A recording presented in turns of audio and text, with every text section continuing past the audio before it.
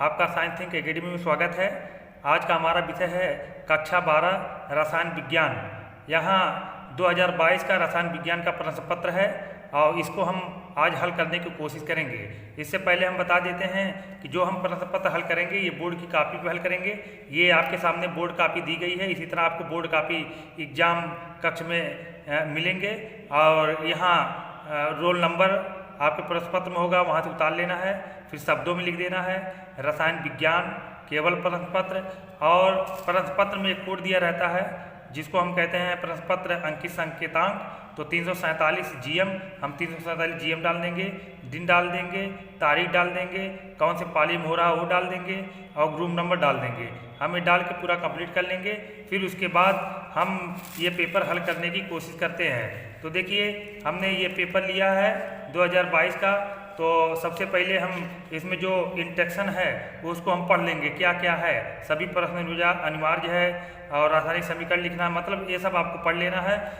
Time waste ना waste करते हुए हम आगे बढ़ रहे हैं। तो देखिए ये जो पेपर होगा ये 70 नंबर का, 30 नंबर प्रैक्टिकल है। तो 70 नंबर में पेपर है।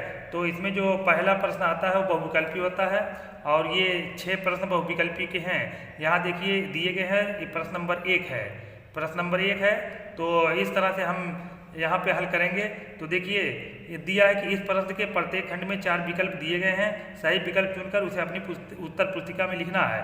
कहा है NaCl क्रिस्टल में प्रत्येक सोडियम आयनों के चारों ओर कोलाइड आयनों की संख्या होती है। कितनी होती है, 5 होती है कि 6 होती है कि 7 होती है कि 8 होती है, इसको हम कैलकुलेट करेंगे। कैलकुलेट करने पर जो आएगा वही हम लिख देंगे। यहाँ हमने बोर्ड की कॉपी पर हल किया है पहले से, आप इसको देख लीजिएगा। तो देखिए इसमें जो उत्तर है ये दूसरा सही है 6। तो देखिए हम यहाँ पे का करके यहाँ पे 6 हमने लिख दिया है। अगर ये चीज़ नहीं लिखते हैं तब भी आपका सवाल सही रहेगा। हमने आपकी सुविधा के लिए पूरा लिख दिया है। सोडियम क्रिस्टल के प्रत्येक सोडियम आयन के चारों ओर कोलाइड आयनों की संख्या 6 होती है। अब खा वाला सवाल देखते हैं। खा वाला सवाल है कि स्पिरिट के नमूने में एथेनॉल 90% है, एथेनॉल का मोल प्रभाज होगा। तो इसका मोल प्रभाज हम निकाल लेंगे, कैलकुलेट कर लेंगे। निकालने के बाद ये आ रहा है, इसका मतलब ये पहला सही है 0.779। तो हमने यहाँ खा वाला पर ये पहला लिख दिया है 0.779 मोल। अब इस तरह से गा वाला सवाल देखेंगे कि प्रथम कोटि की एक अपक्रिया में 50 सेकंड में एक पदार्थ की सांद्रता प्रारंभिक सांद्रता की आधी रह जाती है। वेग स्थिरांक का मान ज्ञात करना है। तो इसको हम फार्मूला होता है, फार्मूले में हम रख लेंगे, वेग स्थिरांक का मान ज्ञात कर देंगे। वेग स्थिरांक का मान ज्ञात करने पर यहाँ पे पहला सही होगा। तो इस वजह से हम कापी में देखिए यहाँ पे अपक्रिया के लिए वेग स्थिरांक 1.38×10⁻² सेकंड हमने लिख दिया है। फिर उसके बाद ये घा वाला सवाल है कि काइनेजारो अपक्रिया संपन्न नहीं होती। काइनेजारो अपक्रिया संपन्न नहीं होती, किसमें नहीं होती? ट्राईमेथिल एसिटिल्डिहाइड द्वारा, एसिटिल्डिहाइड द्वारा, बेंजल्डिहाइड द्वारा, फॉर्मेल्डिहाइड द्वारा। तो इसमें जो है दूसरा सही है ये वाला। तो इस तरह देखिए हमने काइनेजारो अपक्रिया संपन्न नहीं होती एसिटिल्डिहाइड द्वारा हमने यहाँ पे लिख दिया है। अगला वाला देखेंगे एलिनीन के ब्रोमीनन से प्राप्त होता है, मतलब एलिनीन के ब्रोमीनन से प्राप्त होता है। Monobromo aniline, benzene nitrile, yes tribromo aniline एनिलीन, बेंजील आइसोनाइट्राइल। तो इसमें जो उत्तर होगा अंगा का उत्तर ये तीसरा होगा, यस ट्राई ब्रोमो एनिलीन। तो इस तरह से हमने यहाँ पे लिख दिया है। एनिलीन के ब्रोमीन से प्राप्त होता है यस ट्राई ब्रोमो एनिलीन। अब चा वाला है कि निम्नलिखित में मोनोसेक्राइड है कौन है? माल्टोज है, फ्रक्टोज है कि स्टार्च है, सेलुलोज है? तो इसमें जो सही उत्तर है मोनोसेक्राइड है, फ्रक्टोज होता है। तो हम यहाँ पे मोनोसेक्राइड है, फ्रक्टोज लिख देते हैं। इस तरह से ये क्वेश्चन आपका जो है पूरा हो गया। उसी तरह आप दूसरा क्वेश्चन देखते हैं। दूसरा क्वेश्चन क्या है कि अब पेपर में दूसरा क्वेश्चन है कि का वाला कि एक असामान्य मूलक द्रव्यमान से आप क्या समझते हैं? 80% वियोजित होने वाले कैल्शियम नाइट्रेट विलयन के लिए वांट ऑफ गुणांक की गणना कीजिए। तो देखिए हमने यहाँ पे एक रिएक्शन लिख दिया है तोड़ के और उसके बाद इसको हमने निकाल लिया है। ठीक, ये रिएक्शन लिख दिए हैं। 1 माइनस यक्स मोल 2x मोल T पर 80% इतना हुआ। 1/2 I बराबर वियोजित मोल माइनस प्रारंभिक मोल।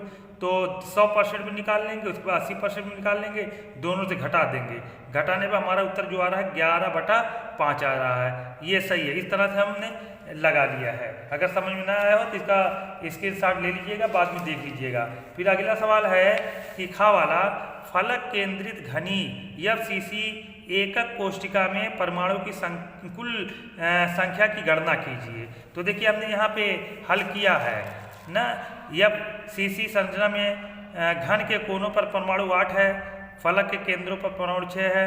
तो प्रति एकक कोशिका में घन के कोनों पर उपस्थित परमाणु की संख्या 8 सही 1/8 और घन के फल के केंद्र पर उपस्थित परमाणु की संख्या 6 गुणे 1/2 हम निकाल लेंगे, इतना आएगा। अब उसके बाद प्रति कोष्ठिका में कुल परमाणु 1 + 3 = 4, इसका उत्तर 4 आएगा। इस तरह से हम ये लगा लेंगे। अब तीसरा क्या है कि आयनिक विलयनों की चालकता का मापन किस प्रकार किया जाता है, गा वाला है। तो इस तरह से देखिए अब दूसरे का गा, इस तरह से हम क्वेश्चन नंबर डालेंगे कि प्रश्नोत्तर दूसरे का गा आयनिक विलयनों की चालकता का मापन। तो देखिए आयनिक विलयनों की चालकता का मापन हमने यहाँ पे परिभाषा लिख दी है और यहाँ पे एक समीकरण हमने लिख दिया है, समीकरण में हमने दर्शा दिया है। इसी तरह आपको भी लिखना रहेगा। घा वाला सवाल है कि कोलाइडी विलयन का शुद्धिकरण किन विधियों द्वारा किया जाता है, संक्षेप में वर्णन कीजिए। तो कोलाइडी विलयन का शुद्धिकरण, तो सबसे पहले हम कोलाइडी विलयन का शुद्धिकरण लिख लेंगे ना कि कोलाइडी विलयन बनाते समय उसमें वैद्युत अपघट्य की अतिरिक्त मात्रा एवं शुद्ध अन्य विलय अशुद्धि होती है। अशुद्धियों को आवश्यक सीमा तक कम करने के लिए प्रयुक्त प्रक्रमों को कोलाइडी विलयनों का शुद्धिकरण करते हैं। कोलाइडी विलयन का शुद्धिकरण निम्नलिखित विधियों द्वारा किया जाता है। कौन कौन? नंबर 1 अपोहन, वैद्युत अपोहन, अति सूक्ष्म अपघटन। आपको इतने लिखना है। ये 2 नंबर का सवाल है, 2 नंबर आपको पूरा मिल जाएगा। अब आइए तीसरे क्वेश्चन पे चलते हैं। तीसरा क्वेश्चन है कि ठोस क्रिस्टलों में बिंदु दोष पर संक्षिप्त टिप्पणी लिखना है। क्या लिखना है? बिंदु दोष पर संक्षिप्त टिप्पणी। तो इसको भी हमने यहाँ पे हल किया है, इसको भी आप देख लीजिए। देखिए यहाँ पे ये तीसरा कक्का है, इसी वजह से हम 3 कक्का लिख के बिंदु दोष की पहले परिभाषा लिख देंगे, फिर उसके बाद जो पूछा टिप्पणी लिख देंगे। तो हमने देखो यहाँ लिख दिया है बिंदु दोष है। एक क्रिस्टलीय पदार्थ में एक बिंदु अथवा एक परमाणु के चारों ओर की आदर्श व्यवस्था में अनियमितताएं अथवा विचलन बिंदु को दोष कहते हैं। और दोष ये 3 प्रकार के होते हैं, 3 प्रकार के। तो देखिए नंबर 1 स्टाइकियोमेट्रिक दोष, अशुद्धता दोष, नॉन स्टोइकियोमेट्रिक दोष। हम तीनों को अलग अलग करके यहाँ पे लिख दिए हैं। आप इसको देख के स्क्रीनशॉट ले लीजिएगा, नेट वीडियो लंबी हो जाएगी। फिर आगे हम बढ़ते हैं। आगे है कि क्या होता, खा वाला, क्या होता है जब केवल रासायनिक समीकरण देना है, केवल रासायनिक समीकरण लिखना है। तो देखिए रासायनिक समीकरण में पहला है कि सल्फर डाइऑक्साइड को आयरन लवण के जलीय विलयन में प्रभावित करते हैं। तो देखिए ये वाला हमने यहाँ पे हल किया है कि ये आयरन लवण है, सल्फर डाइऑक्साइड के जलीय विलयन में डालते हैं तो ये आयरन बनता है, आयन बनते हैं, सल्फेट आयन बनते हैं, हाइड्रोजन आयन ये निकल जाते हैं। इस तरह से दूसरा देखिए, दूसरा है कि क्या है, अमोनिया को कोलिन के अधिक के साथ गर्म करते हैं। ये इंपॉर्टेंट सवाल है, पूछे जाते हैं। तो देखिए अमोनिया को कोलिन के अधिक मात्रा में जब गर्म किए हैं तो नाइट्रोजन ट्राइक्लोराइड बना है, या Cl3 और ये Cl बना है। इंपॉर्टेंट है, एग्जाम में बहुत पूछे जाते हैं। अब आइए गा वाला है कि प्रत्येक के 2-2 उदाहरण देते हुए एक द्वि लवण तथा संकुल यौगिक में अंतर स्पष्ट कीजिए। तो देखिए हमने अंतर लिख दिया है, ये द्विक लवण है, ये संकुल यौगिक है, ये लवण काट के यौगिक रहेगा। अब दोनों में हम अंतर लिख देंगे। अंतर लिखने के बाद कह रहा है कि कितने 2-2 उदाहरण दीजिए। तो द्विक लवण के देखिए आप जानते हैं कि फिटकरी का सूत्र क्या है, ये द्वि लवण है, डबल साल्ट है। मोहर लवण क्या है, ये भी डबल साल्ट है। इसमें देखिए ये अमोनियम फेरस सल्फेट इंटू 6 पानी है, जबकि इसमें क्या है, फिटकरी में पोटेशियम सल्फेट एल्यूमिनियम सल्फेट 24 पानी मिले हुए हैं। और इसका अंतर लिख के हम लिख देंगे। इसी तरह ये देखिए ये संकुल यौगिक हैं, 2 उदाहरण यहाँ लिख दिए गए हैं। अब आइए घा वाला है कि तीसरे का घा कि आर्यन्य पर संक्षिप्त टिप्पणी लिखना है। आर्यन्य बायोलॉजी वाले के लिए बहुत आसान होगा। आरएनए, आरएनए के बारे में लिख देना है और उसके जो कैरेक्टर हैं वो लिख देना है। आपका सवाल एकदम सही हो जाएगा। हमने यहाँ देखो अच्छे अंदाज में लिख दिया है। प्रश्नोत्तर तीसरे का घ आरएनए, आरएनए का दूसरा नाम राइबोस न्यूक्लिक एसिड होता है। यह एकल पॉलियो राइबो न्यूक्लियोटाइड से निकला का बना होता है। इसमें राइबो न्यूक्लियोसाइड, राइबो न्यूक्लियोटाइड होते हैं। राइबो न्यूक्लियोटाइड 4 प्रकार के, एडेनिन, ग्वानिन, साइटोसिन, यूरोसिल होते हैं। और आरएनए 3 प्रकार के, कौन कौन? Messenger RNA, ribosomal RNA, transfer RNA. यहाँ पे हमने लिख दिया संदेशवाहक आरएनए, इसको एम आरएनए कहेंगे, राइबोसोमल को आरएनए कहेंगे, आस्थान आरएनए को टीआरएनए कहेंगे। संक्षिप्त टिप्पणी लिखना है तो इतना हम टिप्पणी के अंदर लिख देंगे। अब चौथा सवाल आता है, चौथा है ये देखिए, चौथा सवाल है कि नष्ट समीकरण लिखिए तथा उसकी एक उपयोगिता बताइए। तो नष्ट समीकरण लिखना है, फिजिकल केमिस्ट्री से लिया गया है। नष्ट समीकरण, तो देखो नष्ट समीकरण इलेक्ट्रोड विभव तथा विलयन के सांद्रण के मध्य संबंध को दर्शाने वाली समीकरण नष्ट समीकरण कहलाती है। उपयोगिता है वो भी देखो हमने दर्शा दिया है। यहाँ पे देखिए फार्मूला लिख दिए हैं और यहाँ पे हमने उपयोग में लिख दिया है। उपयोग में क्या होते हैं कि इसका उपयोग सामान्यतः विद्युत, रासायनिक सेल एवं अर्ध सेल अभिक्रिया का सेल विभव ज्ञात करने के लिए किया जाता है। इसको भी आप स्क्रीनशॉट ले लीजिए। अगला है चौथे का खा। चौथे खा क्या है? विषमांगी उत्प्रेरण क्या है? विषमांगी उत्प्रेरण के अधिशोषण सिद्धांत की क्रिया विधि को स्पष्ट कीजिए। ये 3 नंबर का सवाल है। देखिए इसको किस तरह लिखा जाएगा। चौथे का खा, तो हमने यहाँ पे बढ़िया तरीके से लिख दिया है। विषमांगी उत्प्रेरण वह उत्प्रेरण प्रक्रम जिसमें अभिक्रिया उत्प्रेरक भिन्न प्रावस्थाओं में होते हैं विषमांगी उत्प्रेरण कहलाते हैं। यहाँ उदाहरण देके हमने लिख दिया है। फिर उसके बाद अधिशोषण सिद्धांत भी दर्शा दिया है। अधिशोषण सिद्धांत में आप देख लीजिएगा, ठीक, इसको भी आप स्क्रीनशॉट ले लीजिएगा। वीडियो लंबी हो रही है। अब अगला हम चलेंगे कि चौथे का गा। चौथे का गा में चलेंगे, देखते हैं चौथे का गा क्या है। ये निम्नलिखित अभिक्रियाओं में ए, बी तथा सी यौगिकों के नाम तथा संरचना सूत्र लिखिए। ये रिएक्शन दिए गए हैं, इससे अमोनिया से रिएक्शन कराई गई एसिटिक एसिड की, गर्म किए गए हैं, कौन सा प्रोडक्ट बना, फिर इससे ये कौन सा प्रोडक्ट बनेगा, फिर इससे कौन से प्रोडक्ट बनेंगे, ये रिएक्शन में दर्शा देना। 3 नंबर के हैं। तो देखिए हमने इसको किस तरह से दर्शाया है। और ये देखिए ये रिएक्शन जो ऊपर वाला है, एक लाइन में 3 नंबर आपको मिल जाएंगे। क्या है कि एसिटिक एसिड अमोनिया के साथ गर्म किया गया, एसिटामाइड बना। फिर उसके बाद इसके साथ गर्म किया गया, मेथिल एमीन बना। फिर उसके बाद मेथिल एल्कोहल बन गए। ये रिएक्शन हम दर्शा देंगे। आप यहाँ ए बी सी करके लिख दीजिएगा। ये आपका एकदम सवाल दुरुस्त रहेगा। अब आइए अगला है गा वाला कि ग्लूकोज के 2 गुण धर्म का समीकरण लिखिए। 2 कैरेक्टर का समीकरण लिखना है और ग्लूकोज में कार्बोनिल समूह तथा एल्डिहाइड समूह के में उपस्थित होने को कैसे सिद्ध करेंगे। तो देखिए ये ग्लूकोज के 2 गुण धर्म हैं। हमने हाइड्रोजन साइनाइड से क्रिया करा दी है। ग्लूकोज है, हाइड्रोजन साइनाइड से क्रिया कराने पर ग्लूकोज साइनोहाइड्रिन बना, जो बहुत इंपॉर्टेंट ये रिएक्शन है। ये एग्जाम में बहुत पूछे जाते हैं। दूसरा है हाइड्रॉक्सिल एमीन से क्रिया। ये हाइड्रॉक्सिल एमीन है, ग्लूकोज की हाइड्रोक्सिल एमीन से क्रिया कराई गई, ग्लूकोज ऑक्साइम बना। बहुत इंपॉर्टेंट, दोनों बहुत इंपॉर्टेंट रिएक्शन यहाँ दिए गए हैं। फिर एक चीज पूछ रहा है कार्बोनिल समूह और एल्डिहाइड समूह की पुष्टि। तो देखिए जब हम इसको ग्लूकोज को ब्रोमीन के साथ क्रिया कराते हैं तो ग्लूकोनिक एसिड बनता है। अब ग्लूकोनिक एसिड में देखेंगे इसमें कीटोन ग्रुप भी, मतलब कार्बोनिल ग्रुप भी है और एल्डिहाइड ग्रुप भी इसके अंदर मौजूद है। ये रिएक्शन लिख देंगे, आपका सवाल एकदम सही रहेगा। अब चलते हैं, अगला क्वेश्चन है पांचवा क्वेश्चन क्या है, मोलल अवनमन स्थिरांक को परिभाषित कीजिए और 31 ग्राम एथिलीन ग्लाइकॉल को 500 ग्राम जल में विलय किया गया विलयन के हिमांक की गणना कीजिए। जल का मोलल अवनमन स्थिरांक का मान ज्ञात करना है। तो इसको भी हमने यहाँ पे लगा दिया है। ये देखिए ये क्वेश्चन हमने 5वें का पांचवें कक्का देखिए ये लगा हुआ है मोलल अनुमान स्थिरांक। मोलल अनुमान के स्थिरांक की परिभाषा लिख के जो इसके मोलल अनुमान स्थिरांक जो फार्मूला है फार्मूला हम लिख दिए हैं। अब क्वेश्चन में देखेंगे क्या क्या दिया है। तो यहाँ देखिए 500 ग्राम जल में 31 ग्राम एथिलीन ग्लाइकॉल विलेय हैं। मतलब हमने यहाँ पे W 31 ग्राम और फिर W 500 ग्राम वेट है, यम जो है 62 ग्राम, KF 1.86 ग्राम। ये पहले से पेपर में दिया हुआ है स्थिरांक का मान। और हमको क्या ज्ञात करना है, मोलल अनुमान स्थिरांक। ये सब जब हमको मालूम है तो इसमें इस फार्मूले हम रख देंगे, कैलकुलेट कर देंगे, ये उत्तर आ जाएगा 271.29 के। ये आंसर हमने लिख दिया है।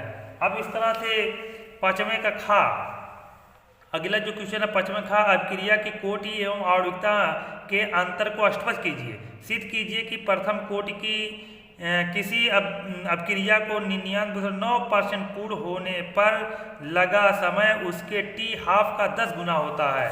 तो इसको भी यहाँ पे हल कर दिए गए हैं, देखिए ये पहले अंतर लिख दिए हैं क्योंकि अंतर पहले पूछा गया है, हमने इसमें अंतर लिख दिया है।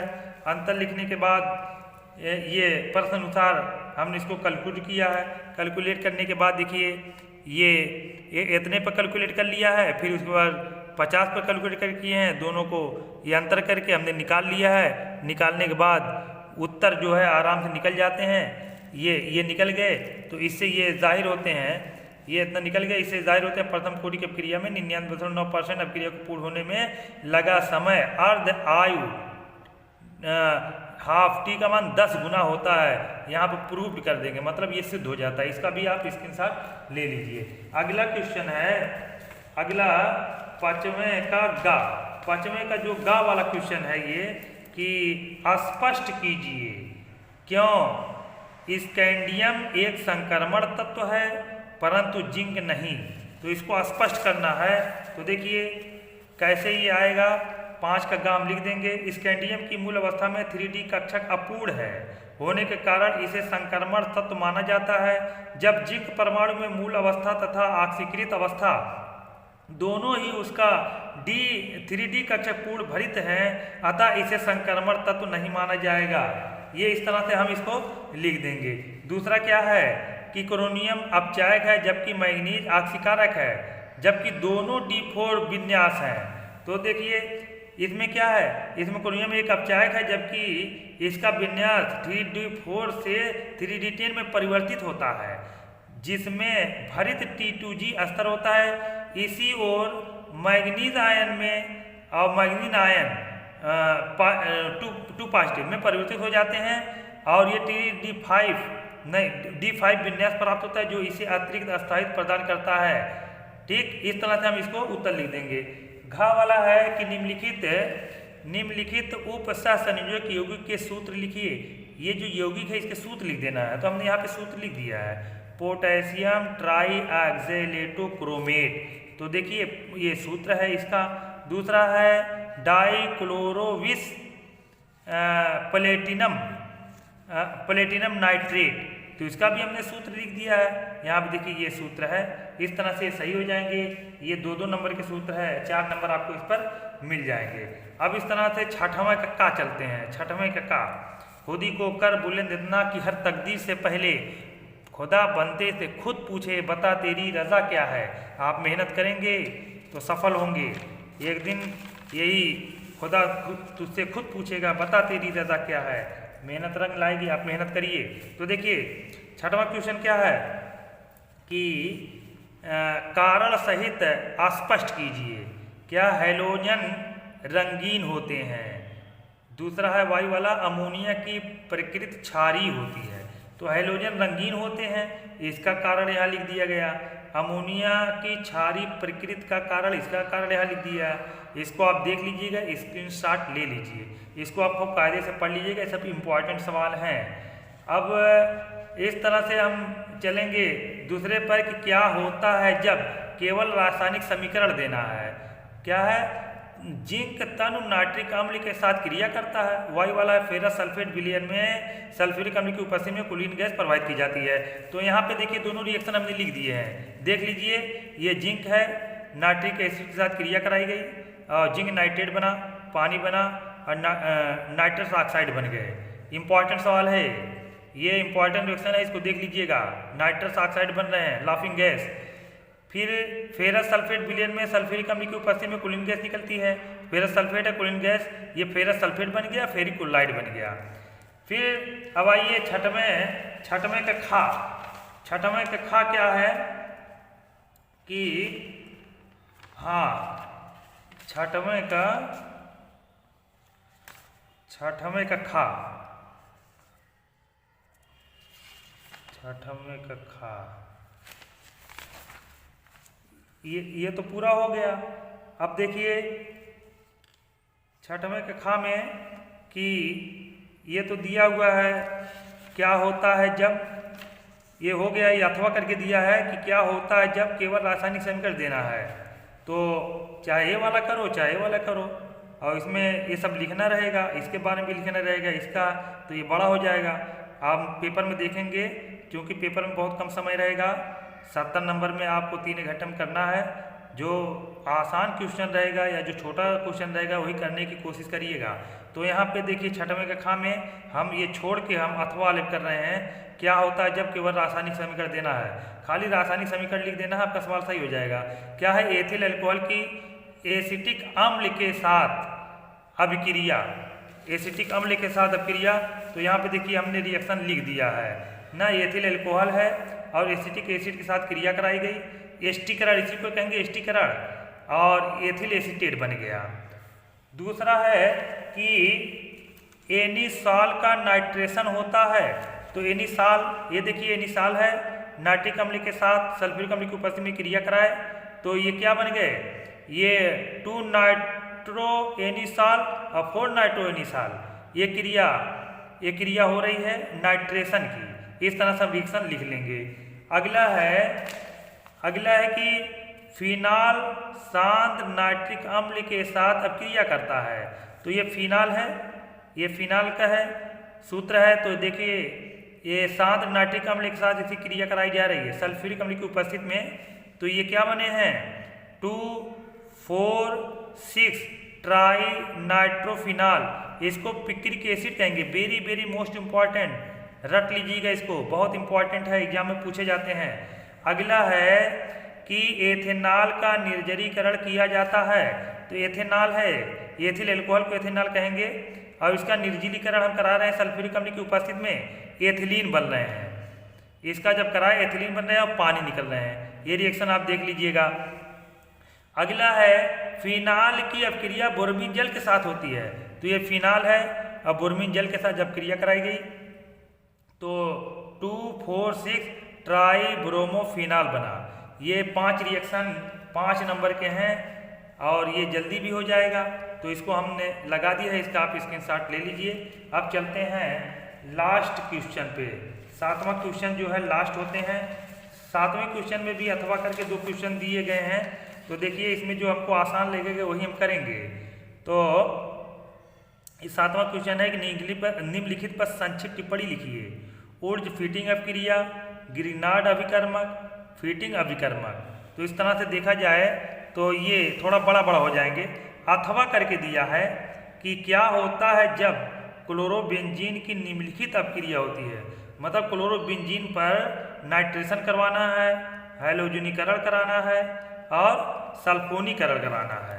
तो यही क्रिया करवा देते हैं, ये आसान भी है। तो देखिए इसको हमने यहाँ पे खूबसूरती के साथ हमने हल किया है।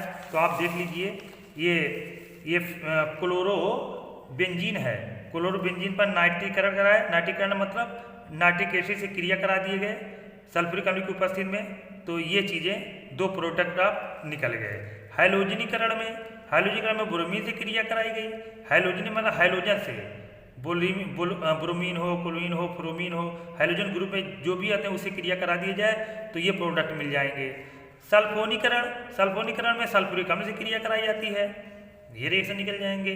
तो ये जो है आपका ये 5 नंबर 3 2 5, 5 नंबर का यहाँ पे हो गया। ये 2 नंबर है, ये 1.5 नंबर के हैं, हो गया। अब देखिए 7 का खा, 7 के खा में देखते हैं क्या है, इसमें भी अथवा करके दिया होगा। 7 का खा पर संचित परिणा कैनिजारो अपक्रिया, एल्डॉल संघनन, क्रॉस एल्डॉल संघनन अथवा टालेन अभिक्रम का उपयोग, फेलिंग विलियन का उपयोग, मेथिल कीटोन का हेलोफॉर्म अपक्रिया द्वारा ऑक्सीकरण। तो इसमें जो हमको आसान लगेगा वही हम करेंगे। तो आसान जो है ये खा वाला लग रहा है। तो देखिए 7 का खा कैनिजारो अपक्रिया, वह अपक्रिया जिसमें वे एल्डिहाइड जिसमें अल्फा हाइड्रोजन नहीं होता, कास्टिक क्षारों के साथ सांद्र विलयन के साथ अपक्रिया उनके एल्कोहल व कार्बोक्सिल अम्लों में सोडियम पोटेशियम लवण देते हैं, कैनिजारो अपक्रिया कहलाती है। तो देखिए फॉर्मेल्डिहाइड सोडियम हाइड्रोक्साइड से क्रिया कराई गई, मेथेनॉल बना और ये सोडियम फॉर्मेट बन गए। एल्डॉल संघनन के अंदर भी उसी तरह है, क्या है, ये एसिटिल्डिहाइड है और इसके साथ ये क्रिया कराई गई और एल्डॉल बन गया। क्रॉस एल्डॉल के अंदर भी यही है, ये क्रॉस एल्डॉल के अंदर जब क्रिया कराएंगे इसकी कीटोन के साथ और एसिटिल्डिहाइड के साथ, तो ये 4 प्रोडक्ट आएंगे। ये 1 प्रोडक्ट हो गया, 2 प्रोडक्ट, 3 प्रोडक्ट और 4 प्रोडक्ट आपको मिल गए। इस तरह से हम ये कर लेंगे। इस तरह से हमने पूरा पेपर हल कर दिया। अब आखिरी में आप यहाँ अनुक्रमांक लेंगे, अनुक्रमांक लिख के आप छोड़ देंगे, आपका पूरा ये कंप्लीट हो गया। हमने 2022 का पेपर पिछले साल का 347 GM का पेपर हमने हल किया। इस तरह से 7 सेट बनते हैं। ये जो है अम्बेडकर नगर का सेट है, इसको हमने हल कर दिया है, एक एक पॉइंट हल कर दिया है। इसको आप रिपीट करके देख लीजिएगा। इस तरह से जो है हमने पूरा ये हल कर दिया। ये काफ़ी जो है ये आपकी इस तरह से जमा हो जाएगी। अगर आपको ये अच्छा लगा हो तो इसको लाइक शेयर सब्सक्राइब अवश्य करिएगा, दूसरे तक पहुंचाइए ताकि लोगों का भला हो।